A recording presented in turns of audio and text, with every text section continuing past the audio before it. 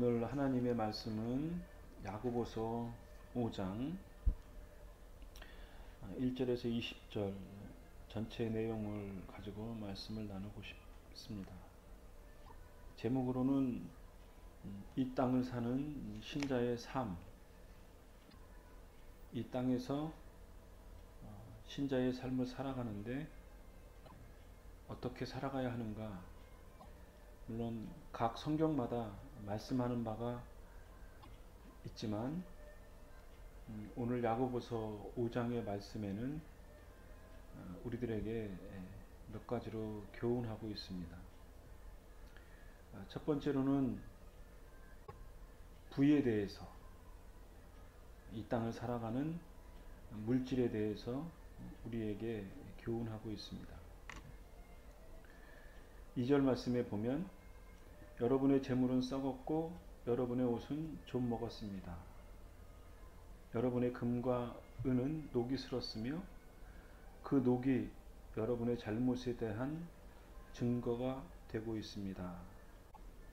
이렇게 재물의 썩음, 금과 은의 녹슬음에 대해서, 그리고 그것은 여러분들의 잘못에 대한 증거가 되고 있다, 이렇게 교훈하고 있습니다. 왜 그런가? 재물은 불과 같이 여러분의 몸을 갉아먹을 것입니다. 여러분은 세상 마지막 때에 재물을 쌓고 있다. 결과적으로는 우리들의 재물과 우리들의 금과 은, 그것 때문에 우리의 몸을 갉아먹고 있다. 그것이 불과 같이 심판을 받을 것이다. 이렇게 말씀하고 있습니다. 우리가 잘 아는 창세기 1장의 말씀에 보면 하나님께서 하늘과 땅을 창조하시고 인간을 만드시고 에덴 동산을 만드시고, 그리고 거기서 아담과 하와, 남자와 여자가 하나의 가정을 이루면서 에덴 동산을 다스리면서 거기서 나는 소산물을 먹으면서 영생하도록 살게 하셨습니다. 그것이 하나님이 인간을 이 땅에 살게 하시는 어떤 가장 기본적인 것, 가장 근원적인 것, 하나님의 원하시는 바, 인간들이 누려야 할 삶의 양식인 거죠. 그 에덴 동산, 행복 동산에서 살면서 하나님과 꺼리낌이 없는 삶, 아담과 하와가 꺼리낌이 없는 삶, 그러한 완전한 삶의 원형, 그것이 인간이 마땅히 누려야 할 원천인 거죠. 그런데 사람이 욕심이 죄를 낳고 또 형제를 죽이고 이웃을 죽이고 죽고 죽이는, 속고 속이는 그러한 지옥이 된 것은 그 원인의 가장 근원적인 것은 자기의 욕심, 배를 채우는 거죠. 모든 세대가 먹고 사는 문제, 그것 때문에 인생사의 문제들이 이렇게 꼬인 것이 아닌가 여겨집니다. 지금 이 시대를 살아가는 우리들에게 있어서도 결과적으로는 먹는 문제인 거죠. 미국이나 중국이나 이 세상에 있는 모든 나라는 땅을 차지하려고 그렇게 애를 씁니다. 그것은 땅에서 얻어지는, 자기의 영역에서 얻어지는 소산물을 가지고 풍요롭게 살려고 하는 거죠. 그것이 이해가 충돌될 때에는 전쟁도 불사하는 그러한 것들이 이 시대의 현재의 모습이고 인류 역사의 문제인 거죠. 그러나 한편으로 보면 그럼 지구상에 정말 곡식이 부족해서 지구의 3분의 1이 굶고 있는가? 그런 건 아니죠. 우리나라만 해도 사실은 버려지는 음식들이 적지 않죠. 20, 30년 전에 미국에서 밭대기를 이렇게 갈아엎을 때, 그리고 음식물을 바다에 버릴 때, 야, 저걸 왜 버리나 이해할 수 없었는데, 경제가 복잡하게 돌아가는 한국의 상황에서 보면 심심치 않게 밭을 갈아엎는 경우들이 종종 있습니다. 그것을 가난한 사람들에게 나눠주면 되는데 그러지 못하는 거죠. 그러니까 이 땅에서 살아가는 삶의 문제가 물질이 부족해서의 문제가 아니고 자기의 기득권을 더 확보하기 위한 그러한 착취와 배불림, 욕심, 또는 한국에서 요즘 화제가 되고 있는 지나친 갑질의 문제. 결국은 이러한 것들로 말미암아 가진 자도 없는 사람도 행복해지는 것이 아니고 끊임없는 갈등이 생기는 거죠. 그리고 절규의 아우성이 1년 내내 끊이지를 않는 현실을 우리가 직시하고 있습니다. 야고보서의 시대에도 이러한 물질의 문제들이 있었겠죠. 사람이 사는 세상 이상 그런 것이 없을 수는 없는 것 같습니다. 그래서 재물은 썩었고 옷은 좀먹었고 금과 은은 녹슬었다. 그리고 이러한 재물의 욕심은 자기의 몸을 갉아먹고 서로의 불행의 종말을 맞을 것이다. 이러한 것은 하나님께서 에덴 동산에서 인간에게 부여해 주신 세상을 다스리고 물질을 다스리고 곡식을 다스리고 짐승들을 다스릴 수 있는 그러한 청지기의 역할들을 우리들이 망각했기 때문이라고 여겨집니다. 디모데전서 6장에도 보면 돈을 사랑함이 일만하게 뿌리가 된다고 했습니다. 돈을 더 많이 얻으려다가 진실한 믿음에서 떠나고 오히려 더 큰 근심과 고통을 당하는 것이 결국은 돈 때문이죠. 물질 때문인 거죠. 그래서 11절에는 이렇게 말씀합니다. 그대는 하나님의 사람이니 이 모든 악을 멀리 하십시오. 옳은 길에 서며 하나님을 섬기고 믿음과 사랑과 인내와 온유함을 가지십시오. 이렇게 권면하고 있습니다. 하나님의 사람은 재물에 집착하는 욕심에 사로잡히는 그 악에서 멀리 떠나고 오로지 옳은 길로 하나님을 섬기고 믿음과 사랑과 인내와 온유함으로 이 세상을 살라는 거죠. 믿음을 지키는 것은 마치 시합과도 같은 거죠. 영원한 생명을 얻게 되리라는 것을 확신하고 할 수 있는 한 승리할 때까지 열심히 믿음의 경주를 하는 것. 디모데는 이것을 위해서 우리가 하나님의 부르심을 받았다. 그리고 그리스도를 향한 믿음의 삶이라고 고백하고 있습니다. 물질에 대해서 우리에게 교훈하는 말씀이 빌립보서에도 있습니다. 빌립보서 3장 18절과 21절의 말씀에 보면 오히려 많은 사람들이 그리스도의 십자가의 원수처럼 살아가고 있습니다. 그러면서 눈물로 호소합니다. 이렇게 말하면서 그들의 삶은 결국 멸망으로 이어질 것입니다. 하나님을 섬기기보다는 배가 원하는 대로 살아가며, 옛날 성경에는 저희의 신은 배요 이런 표현을 했는데, 쉬운 성경에는 배가 원하는 대로 살아가며 수치스러운 일을 하고서도 도리어 자랑으로 여기고 있습니다. 이렇게 말하면서 자기의 욕망을 채우면서 살아가는 이 세상의 삶의 방식이 아니고, 20절에는 그러나 우리의 시민권은 하늘에 있습니다. 결국은 하늘의 시민권을 가지고 살아가는, 하늘의 시민권을 가지고 살아가는 믿음의 삶을 살라 이거죠.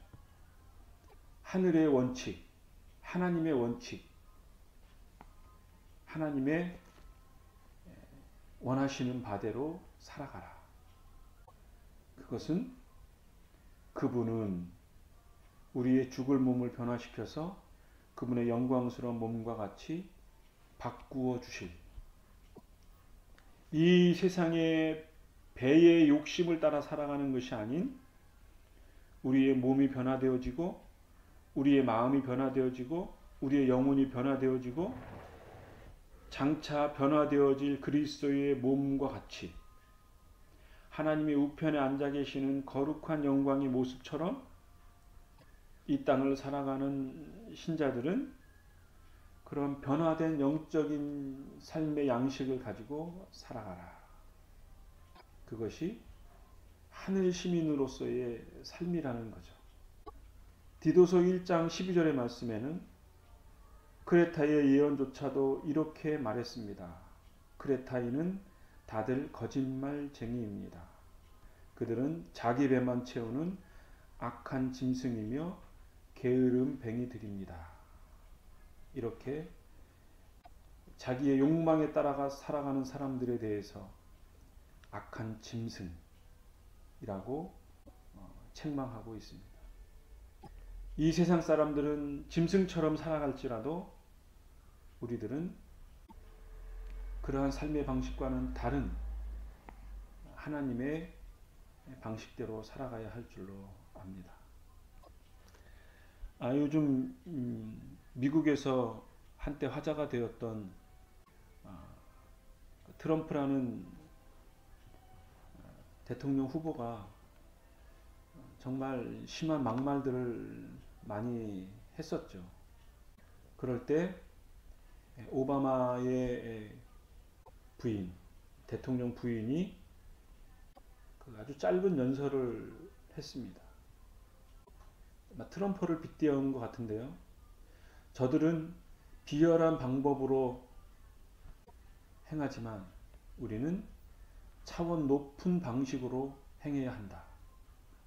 저들은 대통령이 되기 위해서 비윤리적이고 치졸한 방식을 쓰고 다른 사람들을 중상모략하는 방법을 취할지라도 우리는 고귀한 방식으로, 신사적으로, 차원 높은 방식으로 이 대통령의 선거에서 우리는 승리할 수 있다. 그러한 방식으로 승리해야 한다. 아주 중요한 말 같습니다. 이 땅의 사람들이 자기의 배와 욕망을 채우면서 살아가는 비열한 삶의 방식을 취할지라도 믿음을 갖는 신자의 삶은 하늘의 시민권을 가지고 있는 하늘의 양식으로 살아라. 그것과 연상하면 우리에게 더 현실적으로 다가오지 않을까 생각되어집니다. 두 번째 말씀은 이러한 현실 속에서 어떻게 신자로서의 삶을 살아가야 하는가? 그것은 장차 다시 오실 주님으로 인내하라는 거죠. 세상은 공평하지 않습니다. 사회와 법도 그렇고요. 그나마 공평하다는 운동 경기도 보면 심판이 일부러 오심을 하기도 하고요. 이 세상에서 가장 공평하다고 하는 스포츠 경기도 뭐 기울어진 운동장 그런 표현을 쓰기도 하는 것처럼 이 세상은 결코 공평한 것 같지 않습니다. 예수님 시대에도 그랬고요. 야고보의 시대도 예외는 아니겠죠. 지금 이 시대를 살아가는 우리들에게도 공평하지 않은 것 같습니다. 그런 거 보면 아담의 타락 이후 원론적으로 어느 시대나 인간이 중심인 시대 속에서는 공평하지 않았습니다. 원론적으로 변한 것은 없는 거죠. 이러한 도도한 사회적 구조, 이런 악의 구조는 삐딱하게 생각하는 까칠한 반항자들에게는 철저하게 응징을 하죠. 왜냐하면 힘이 약하니까. 때로는 현실에 아부하는 그러한 사람들을 약간의 이익을 얻겠죠. 그리고 그것도 때가 되면 악의 한계가 다다르면 그들도 하루아침에 망하게 되는, 그렇지 않으면 개벽이 생기는 경우들이 종종 있습니다. 이러한 변수들이 있지만 지금 우리들이 살아가는 신자의 삶의 자세는 사실 반항할 수도 없고 그리고 아부해서도 안 된다고 생각합니다. 세상의 법칙보다는 하나님의 법칙이 우선하기 때문에 야고보는 그 대안으로서 현실은 불공평하고 현실은 언제든지 악의 구조 속에 있지만 그것을 인내하고 인내하는 이유는 장차 오실 그리스도를 바라보면서 이 세상을 인내하라는 거죠. 로마 시대의 사람들도 사도들도 신자들도 알았을 겁니다. 로마의 황권이 아무리 바뀌어도 지상천국이 도래하지 않는다는 것을 알았을 겁니다. 여전히 그리스도인들은 조롱을 당하고 핍박을 당하고 곳곳에서는 전쟁 착취가 있었고 이러한 불완전한 인간의 모습을 보면서 완전하신 그리스도의 재림을 고대했겠죠. 우리 인생의 종말을 맞이해 나의 완전한 성화를 이루는 것, 내가 이 땅에서 믿음을 온전히 살다가 주님 앞에 가든지, 그것도 아니면 장차 도래할 그리스도를 통해 완전한 하나님의 나라가 이루어지기를, 그 나라가 이루어지기까지 하루하루를 인내하며 살아가는 방법, 그것 외에는 방법이 없는 거죠. 아무리 자기의 배를 채우고 또 채워도 반나절이나 하루가 지나면 배고픔이 오지 않습니까? 물질을 아무리 쌓아 놓아도 그것이 내 영혼을 만족해 할 수 없어요.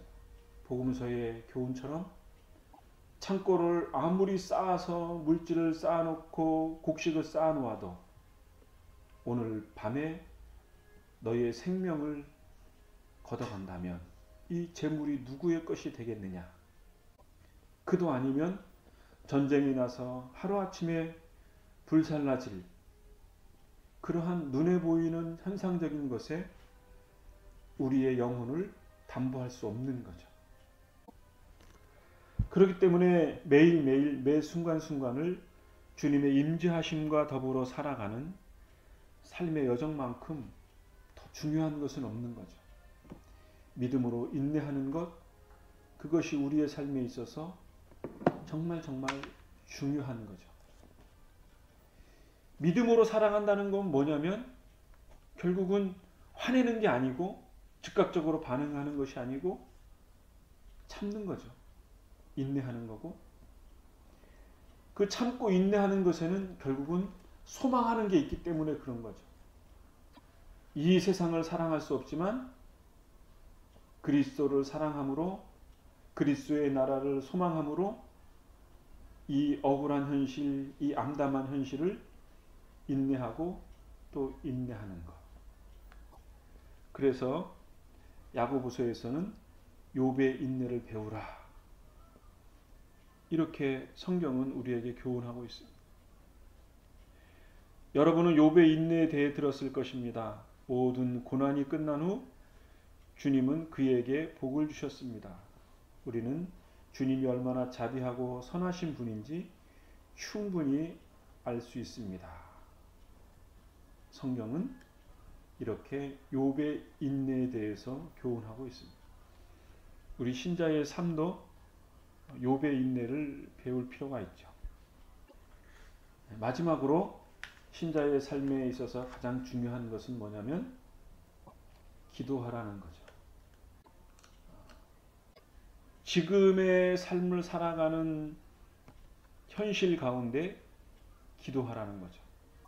기도라고 하는 것은 주님과 더불어 동행하는 것이고, 그리고 신자들 간의 기도함으로 신자들 간의 영적인 연합, 그리고 주님과의 연합, 그 연합을 이루는 것이 기도인 거죠. 원론적으로 하나님과 대화하는 것입니다. 각자 처한 삶의 애환을 풍성함으로 누리는 그러한 영적인 원리의 말씀이라고 이해할 수 있습니다. 기도는 나와 세상의 소망을 뛰어넘어 하나님께 이르는 유일한 길이 됩니다. 나의 마음과 영혼을 주님께 의탁하는 순종과 제사의 행위이고, 나와 하나님과의 성애적 사랑의 가장 거룩한 표상이 되는 것입니다. 서로 기도하는 것은 영적인 신자들 간의 풍성함을 누리게 해주는 것이고, 더욱이 잃어버린 영혼을 주님께로 인도하는 은혜의 방편이 되는 것이죠. 미국 LA에 VA 힐링톤이라는 정신병동이 있었답니다. 이 206병동 정신병 환자는 가장 심각한 중증의 정신병 환자들만 모아놓은 병동이었는데, 어느 신실한 크리스찬 의사가 새로운 치료 방법을 시도했다고 해요. 정말 중증의 정신병 환자들이기 때문에 약물 투여해도 치료가 잘 안 되고, 정신병으로 상담학적인 측면으로 여러 방법을 동원을 해도 효력이 별로 없어서 이분이 그런 의학적인 방법보다는 영적인 방법으로 환자들을 대했답니다. 어떻게 했냐?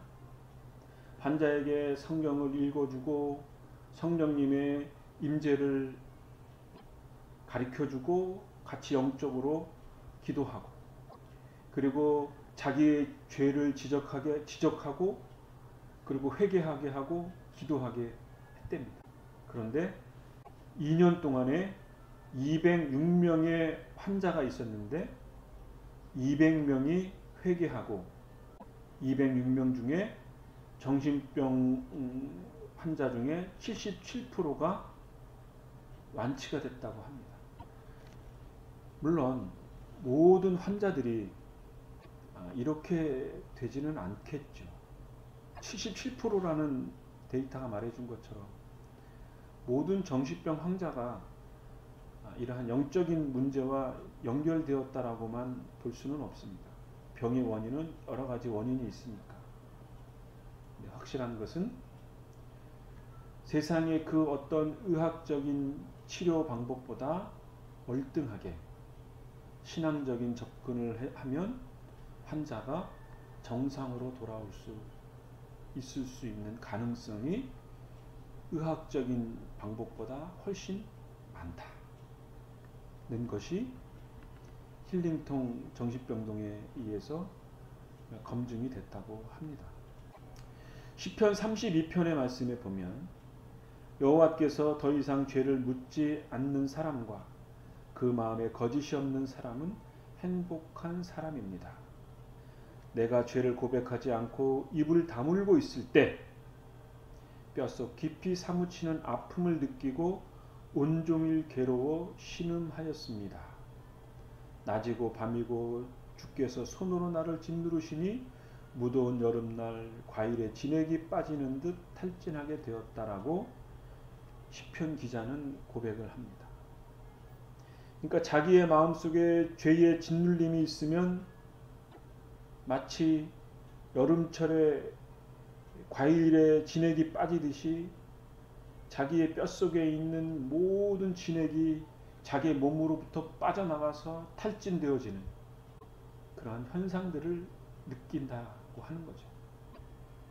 예레미야 17장의 말씀에도 보면 9절 10절에 그 어느 것보다 삐뚤어진 것은 사람의 마음입니다. 사람의 마음은 심히 악하기 때문에 아무도 그 속을 알 수가 없다. 그러나 나 여호와는 사람의 속을 살필 수 있고 사람의 마음을 시험해 볼 수 있다. 그러므로 나는 각 사람이 일하고 행동한 대로 갚으시는 하나님에 대해서 말씀하고 있습니다. 그러니까 하나님은 우리의 마음을 살피고 우리의 영혼을 살피시는 분이시고 그것을 해결해 주실 수 있는 분이 하나님이시다는 거죠. 야고보서 기자도 13절, 14절, 15절, 16절, 17절의 말씀에 연이어서 기도하라고 권면하고 있습니다. 고난당하는 사람이 있습니까? 기도하십시오. 즐거운 사람이 있습니까? 하나님을 찬양하십시오. 병든 사람이 있습니까? 교회의 장로들을 불러서 기름을 바르고 그를 위해 기도하십시오. 기도할 때에는 믿음을 가지고 기도해야 합니다. 주님께서 그 병자를 치료해 주실 것입니다. 혹 죄를 지었을지라도 기도함으로 그 죄를 용서해 주실 것이고 병 낫기를 위해서 서로 기도하라고 권면하고 있습니다. 엘리야도 우리와 같은 사람이지만 옛날의 성경에는 성정이 같은 사람이로되 그렇게 표현되었었는데 비가 오지 않기를 간구했더니 3년 반 동안 그 땅에 비가 오지 않다가 기도하니까 하늘에서 비가 내렸다고 했습니다. 이처럼 이 땅을 살아가는 신자들을 향하여 야고보서는 기도하라고 권면하고 있습니다. 우리들도 마땅히 기도해야 할 줄로 압니다. 기도를 통해서 우리의 마음을 다스리고 우리의 마음을 이 땅에 메어두는 것이 아니고 이 땅을 살되 이 땅의 현실 속에서 인내하되 그리고 한편으로는 기도하고 하나님의 나라와 하나님의 의를 구하고 장차 오실 그리스도를 바라보면서 우리의 삶을 하루하루 살아가는 것. 그것이 마땅히 이 땅을 살아가는 신자의 삶의 자세인 거죠. 이러한 삶의 은혜가 있게 되어지기를 바랍니다. 맨 마지막에는 짧은 구절의 말씀인데 이것이 우리에게 시사하는 바가 매우 크다고 합니다. 19절의 말씀에 보면 내 형제 여러분 가운데 어떤 사람이 진리에서 떠나 헤매고 있을 때 누군가가 그를 잘못된 길에서 다시 돌아오게 했다면 그는 죄인의 영혼을 사망에서 구원한 것이며 이로써 그 사람의 많은 죄도 용서를 받게 한 것입니다. 야고보서 기자의 마지막 말은 무엇이냐면 잘못된 사람이 있습니까? 그 형제가 그 자매가 사망의 구렁텅이에서 빠져나와 다시 돌아올 때 그 사람을 용서하고 받아들여야 한다는 거죠.